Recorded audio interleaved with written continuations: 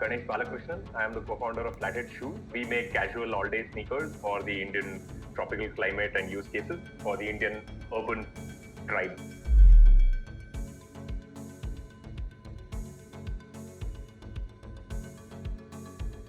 I am actually one of those corporate career ladder guys who went through the rat race for almost 15 years, did my IIT and then IIM and then some consulting and spent about 15 years in corporate before I realized that, okay, my calling is somewhere else. It so happened that a good friend of mine from college, a guy called Utkarsh, who was in the design side where I was in the engineering and business side, we met after 15 years at Honeywell, which was my last corporate stint, and we hit it off.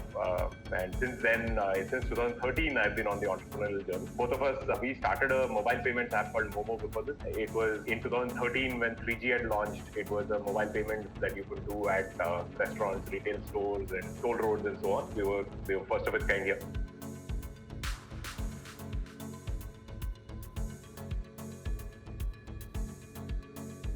We got acquired by ShopClues. We worked in ShopClues for a couple of years, learned the e-commerce tricks of the trade and stuff like that. Once that was over, we decided to pursue a D2C brand approach. And incidentally, Utkarsh is super passionate about shoes. He's got about 120, 130 pairs of shoes, right? I call him a shoe freak. I get a couple of shoes from him every time because he buys shoes which are not even his size just because he likes them. So that's the kind of guy he is. We've been trend spotting in shoes and we decided, okay, this is the right time. This is the decade for brands in India and we want to do something that leaves a dent in this universe. So why don't we try this out? So that's how Flathead started.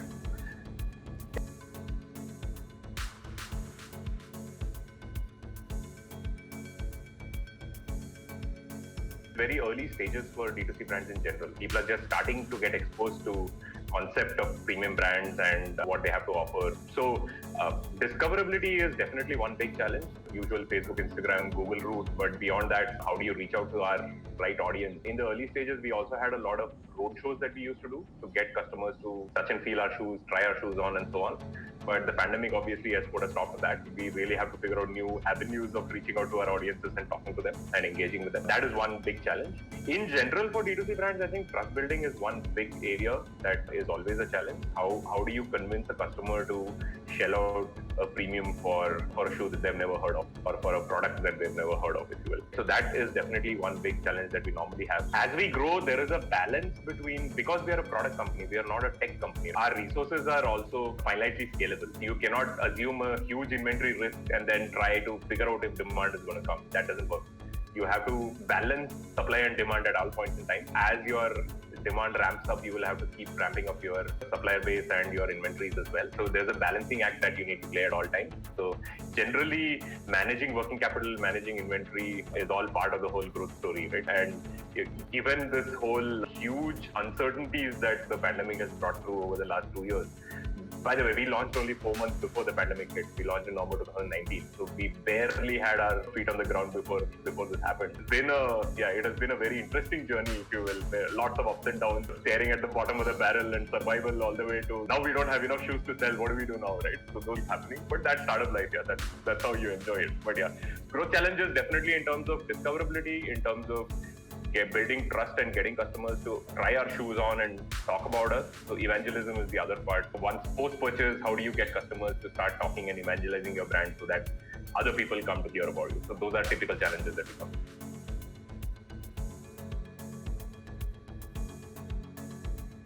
When we actually stepped into the D2C brand space from our previous e-commerce stint, we assumed that a lot of the things were available on a plug-and-play basis, right? From a third-party perspective, I'm looking at it saying there are big third-party logistics companies, not brands, companies out there with the technology built out.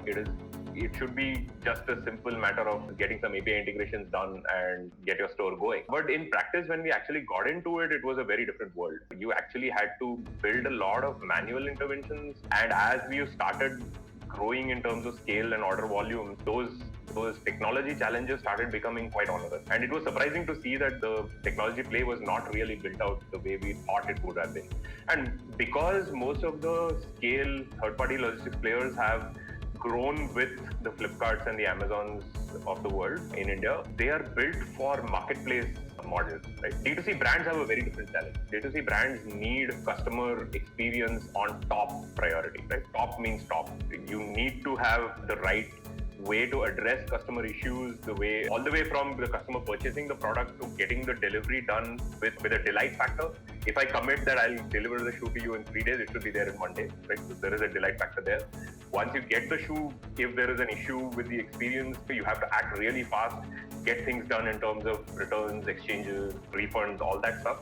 A lot of those things were not built out at all because that is something that is unique to what D2C brands need in terms of higher priority. So we found a big gap there, and those were the challenges that we had. Slowly, those are getting resolved. I think we found better partners now, but yeah, it's still work in progress, I believe.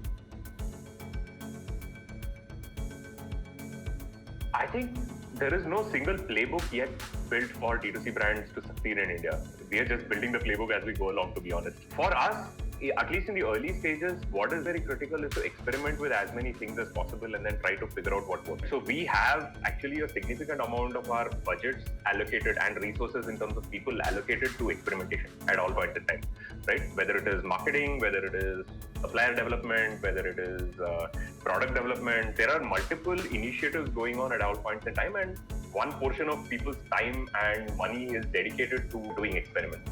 Once you do about 10 to 15 experiments, you figure out that 1 or 2 of them work and 15 of the other 13 will fail. And then you double down on the 2 that actually work, right? So we've been doing multiple hacks, right? So for us, in terms of traction, for example, we knew that in terms of reaching our customers, in terms of building awareness, we knew that Facebook and Instagram are the bread and butter and you have to spend money there. Facebook is going to take your money like it or not, right? Google is going to take your money like it or not. We do Google ads as well. But then what is a hack, right? So then you start analyzing what and where your target audience is and how do you want to engage with them, right? What is the impression that you want to create?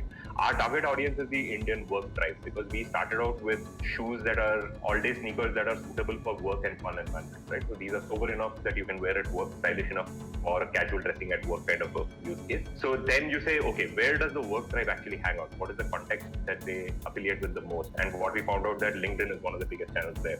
So we started doing a lot of brand communications on LinkedIn, and that has been one of the single biggest sources of organic traffic. Everybody needs to find their own niche. For example, fitness or personal care products, right? They have built their own community. Sugar has built a beautiful community of engaged audiences where people talk about personal care issues and how to do makeup and all that stuff. Education, fitness is very similar, right? Boki, if you look at it, they have a very vibrant community on the fitness use cases, right? So you need to find your niche and you need to find your channel to reach the customers, and that's true of any B2C brand as such. So we are also on our way to do that. But that's typical. Yeah, there is no secret ingredient or there's no magic that you can just say this works and you can just go ahead.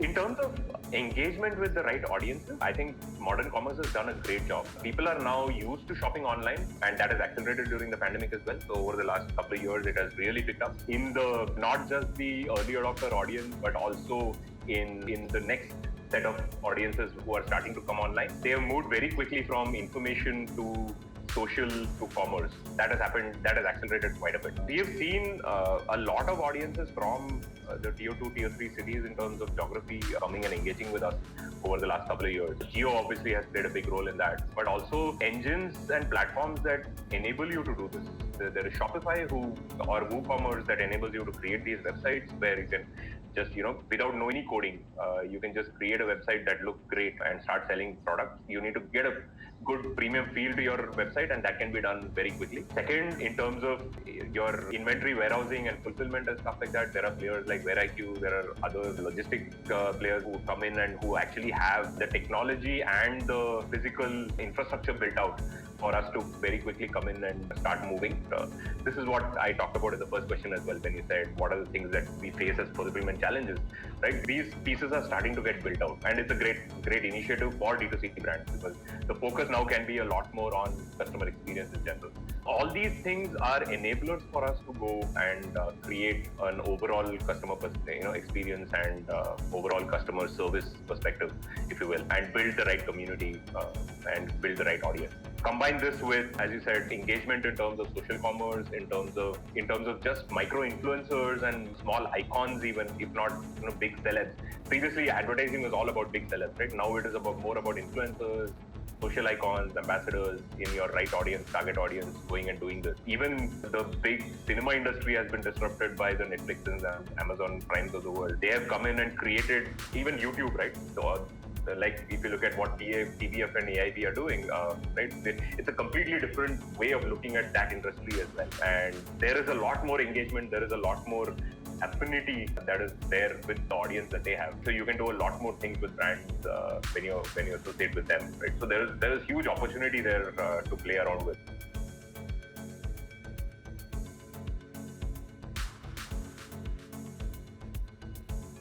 In terms of scale, I think online marketplaces are the biggest. They've been there for almost 10 years or more now, 15 years almost since I started here. Definitely in terms of scale and reach, they are the biggest. Social commerce is picking up really fast. We look at what Meesho is doing, and that area is starting to explode. TV is doing a lot on the video-based shopping and stuff like that. There's a lot more going on in that space, and a lot of new stuff will come as well, right? Look at what Pinduoduo is doing in China. I'm sure there is somebody like that waiting in the wings to explode right now, right? So more action happening in that space now, but emerging. D2C brands, I believe pure D2C in India is still very subscale, very early days, right? You need a lot more ability and audience to be available to scale. I can only sell on my website, flathead.in, and not anywhere else, right? If you're looking at that as the definition of D2C, direct to consumer, definitely there is a long way to go. We are still in very early stages. While the infrastructure is there, the audience is not there yet on that scale. They are still coming on board right now. But if you look at customer experience, hands down, I think D2C wins. If you look at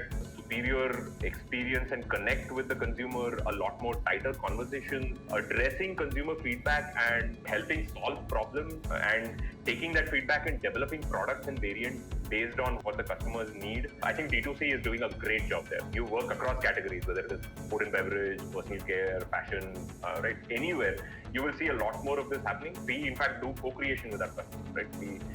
Even before we launch our shoe, at the design stage, we ask our customers, is this something that you would want to do? The last line of truths that we launched, which was like a work from home shoe, we had 5 different options that we could have potentially gone with. And we just went with the one that the customers wanted the most, the one that they voted the most.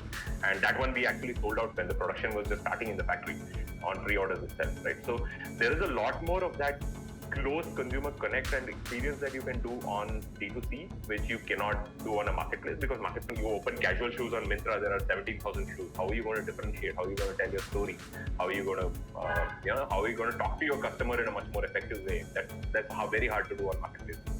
Social commerce has a lot more potential there, for sure. We will have to see how it manifests though, right? Still early days. I'm still, waiting and watching. If you look at catalog availability, and if you look at the selection for customers to shop, I think online marketplaces, I would rate an 8 or 10. Social commerce catalog is available on Facebook and on Instagram Shop, even though it has not been launched in India. People can still see other foreign brands out there. I would still rate 5 or a 6. D2C would be emerging because it is so niche and the catalog size is so limited with each of the D2C brands. I think we are still a 4 or 5, but we are emerging. We are catching up very quickly. If you look at customer experience and end-to-end journey of the customer, all the way from discovering the product to experiencing the product and then talking about it, I think D2C, I would definitely rate an 8 or 10. They would be highest, furthest ahead in the game. Social commerce, I would rate next because there is still one-on-one engagement. There is still a lot of conversations happening. So I would still rate them a 6 or 7. And marketplaces, unfortunately, are a lot more mechanical. They are not directly connected and talking to the consumer as much. I would still rate them a 5 or 10.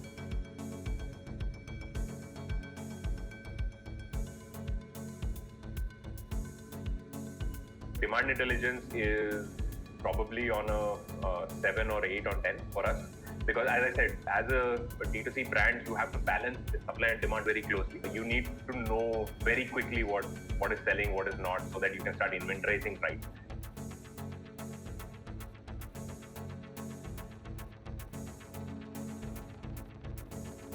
I would say 9 or 10 for sure. Customers, the better we communicate with the customer on where the order is and what the status of the order is, the better it is. Because once the customer has spent their money, they're quite anxious, right? So you need to tell them where the shoes are.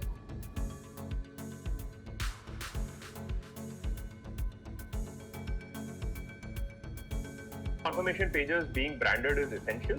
You don't want to break the flow on the website. Right? It shouldn't look like a completely different website you're going to for payment and coming back. I would definitely rate it an 8 or 10.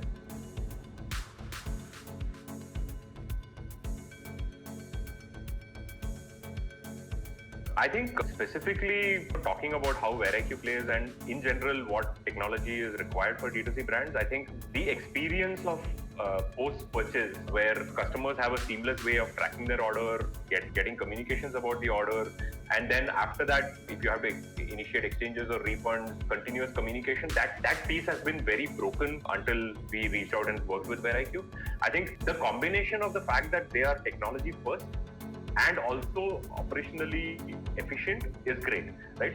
There was always a player like Unicommerce who was great at technology, but they did not do anything on the operations front. There are other logistics players who are great at the warehousing part of it, but their technology is not that great, right? That combination actually works very well.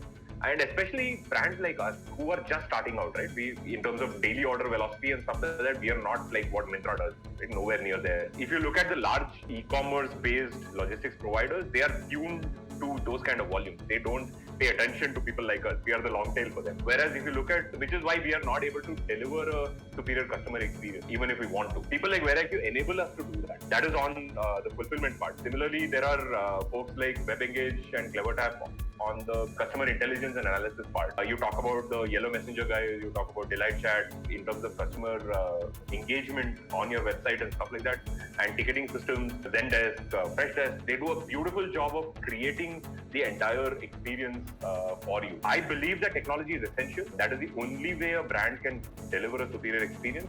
And most of our teams are not that big, right? We will not have a 200 people call center plus operations team at all. Our core is marketing, our core is design, our core is branding, right? These are the things that we will do best, and product is core to every D2C brand. These are the things that we will do, but everything else has to be connected through technology, and you have to do this efficiently. It's about time that you instead of throwing people at the problem, you actually solve it through technology. And we are a very lean team. We are a 14-member team running this company. You cannot do it without technology, right? It is a very essential part of how we can grow and succeed and scale.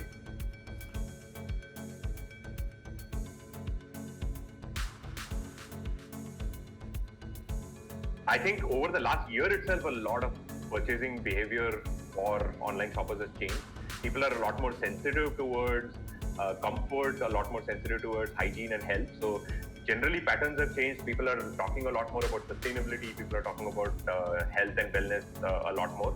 It was more illness based before, now it is more wellness. That is one. We see a shift towards sustainability in general across all aspects of lifestyle. Second, because of the pandemic, people have become a lot more price sensitive, right? So you need to hit the right price points at all points. I think over the next 5 years, as the economy rebounds, it will get better. People will be able to spend more, but at this point in time, it's quite a price sensitive market. Third, in terms of awareness, I think online has undergone a step change in the last year, and that is not going to go away. It is only going to go up from here. So it's a great time to be an online brand, right? So online behavior itself, in terms of shopping, has kicked up, and as people get more and more comfortable with buying online, you will see that growing exponentially. I think good time to be an online brand, if you will, in the next 5 years. One last thing is in terms of audiences, right? What they want. Right now, people have stepped out of just commodity kind of buying, which is purely functional based. If I want a bottle, I will buy it based on how many liters it is, or if I want a car, I will buy it based on how much mileage it is, right? That was the Maruti time of buying. Similarly, if you buy a Bata, you buy it because it will last you for 2 years, right? Now people are starting to question that and starting to ask what is best in class in each of these categories. And if I am paying a premium, what is my premium money bringing me in terms of value? And if there is a good emotional connect with the brand, and if there is a good experience overall with the brand, people are starting to value that experience, right? Convenience, generally emotional connection, community, all those things are starting to matter, and people are starting to look at best in class in each of those. That's very encouraging. And that will continue to